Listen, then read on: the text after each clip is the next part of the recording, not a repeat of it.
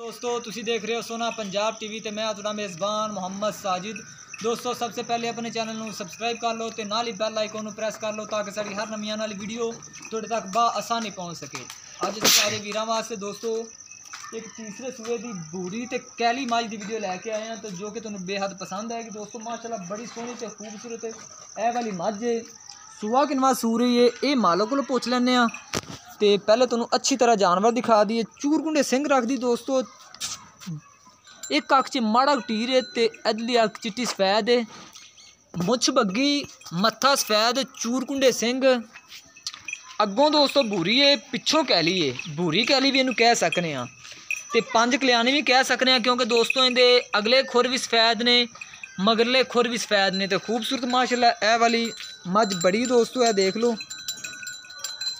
ते बिल्कुल सज्जर सूई हुई है। ए चड्डा तो परसों सूई है, परसों दोस्तों मालिक कह रहे हैं भी ए वाली मझ सूई है। बाकी थना दे विल्ला देख लो, चड्डा देख लो माशाल्लाह।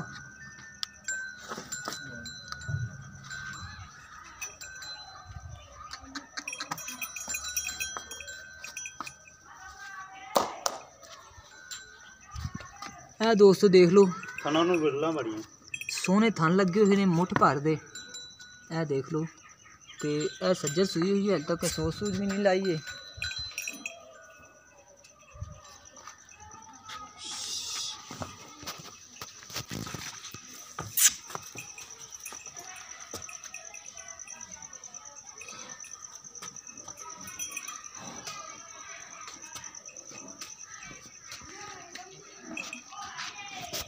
मां की बड़ी सी सारी बस ठीक है ना बंद मज दोस्तों आप तसली नाल देख लीए। तो ए वाला इहदे मगर कट्टा ना कट्टा इहदे भी दोस्तों पिछले दोवें खुर सफेद ने अगले भी सफेद ने ते मत्था भी सफेद है। देख लो तो बड़ा सोहना भूरे रंग का कट्टा है। तो बाकी हुण निक्के भाई को पुछ लैने बिंदा की हिसाब किताब है।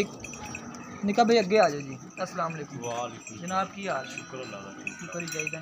निक्का भाई असीं तुहाडी जिहड़ी मझ दिखाई अपने वीरां नूं, हाँ जी ये मझ किनवा सूआ सूई है? ये तीजा सूई जी तुहाडे कोल आके सूई है? हाँ जी दूजे सूए का की रिकॉर्ड इहदा?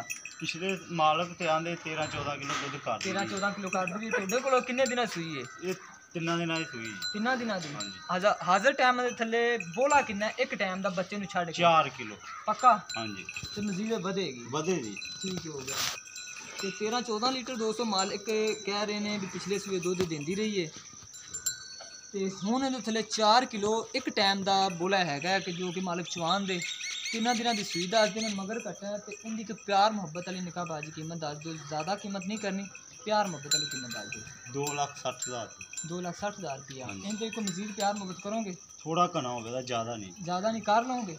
कर कर लिया ठीक है। मैं बहुत चंगी दोस्तों 2,60,000 रुपये मझ की डिमांड कर रहे हैं। तीसरा सूआ है, दूसरे सूए 13-14 लीटर दुध देंदी रही है, हूँ बिल्कुल सज्जर सूई हुई है।